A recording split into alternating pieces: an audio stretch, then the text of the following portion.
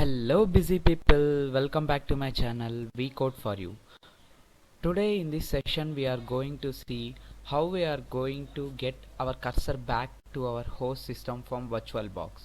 So for that, first we'll go into our VirtualBox and let us see whether we are going to get out of the VirtualBox or not. So here we can see that we are not allowed to move out of the VirtualBox once we are in the VirtualBox. So for that I have two solutions. One solution is to use of right control button to get out of the VirtualBox. So as we know, in our keyboard we have two control buttons. One is on the left side, another one is on right side. So we are gonna make use of right control button to come out of the VirtualBox.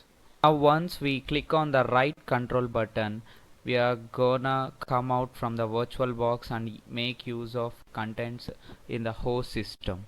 So here is the first solution, and now we can have another solution. Another solution is to make use of input, and in that input we have mouse integration. Once we click on that mouse integration, we can freely move out of our VirtualBox and our host system.